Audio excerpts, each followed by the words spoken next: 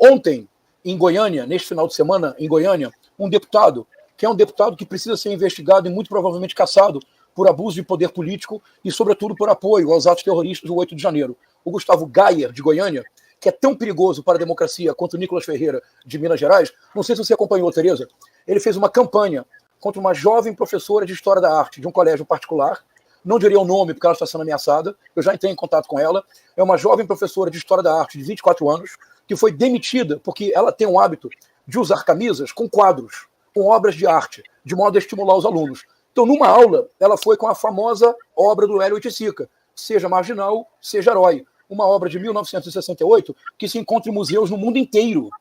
Pois bem, o deputado federal Gustavo Gayer principiou uma ação que eu proponho que nós pensemos no conceito de terrorismo digital. Porque, veja, ele começa uma ação orquestrada nas suas redes sociais, que possuem mais de 1 milhão de pessoas, direcionadas contra uma pequena escola privada de Goiânia. É terrorismo digital. Consequência, a professora foi demitida, sem maiores explicações. É a quarta pessoa, é o quarto professor ou professora em Goiânia que são demitidos em função do terrorismo digital deste deputado. Ela teve a coragem de ser a primeira pessoa que processou o deputado. Ela o processou na sexta-feira. Fábio, Tereza, ela hoje recusou uma série de entrevistas porque ela está sofrendo ameaças, ela tem medo de mostrar o rosto.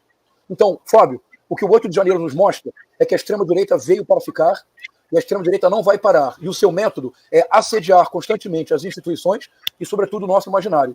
Já passou da hora de nós reagirmos à extrema-direita com o império da lei. Isso, inclusive, de certa maneira, explica os próprios ataques às escolas, né?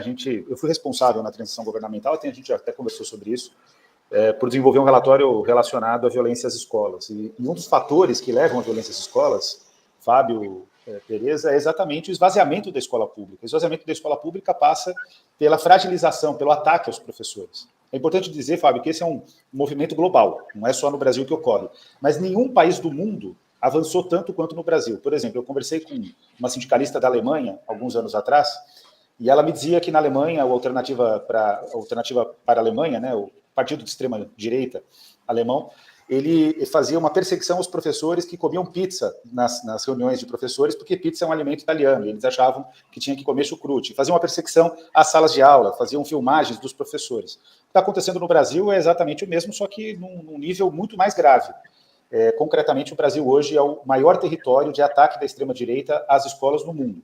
E isso é possível verificar de maneira empírica. Em nenhum outro país as escolas são tão atacadas como no Brasil. Os professores, que junto com os estudantes são protagonistas do processo de ensino-aprendizado, são os principais alvos desses ataques. Isso explica provavelmente a forma como o Bolsonaro, inclusive, tem falado sobre escolas. Eu tenho informação, inclusive, de que ele tem pautado uma retomada do projeto Escola Sem Partido, que nós já vencemos de goleada, Tereza. A gente já ganhou no Supremo umas 11 vezes, ganhamos na Câmara dos Deputados em 2018, o Bolsonaro, presidente eleito, a gente conseguiu ganhar.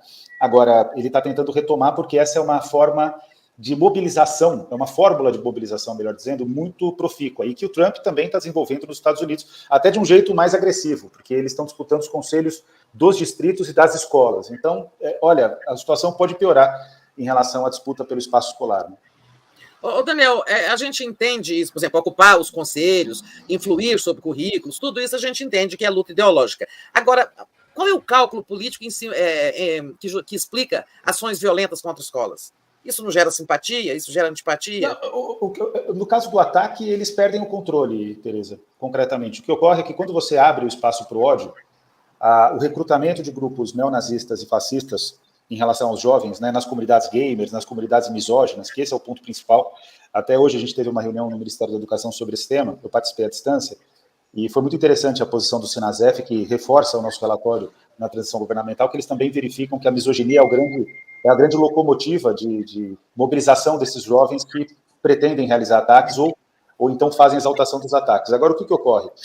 Quando você tem os professores sendo criticados oficialmente, na época, há um ano atrás, isso ocorria no Brasil, os professores sendo criticados pelo presidente da República. Quando você tem vários governadores e vários prefeitos que também fazem perseguição de professores. Quando você tem parlamentares, como o parlamentar que praticamente mobilizou o ataque à professora, né, o Gustavo Gayer.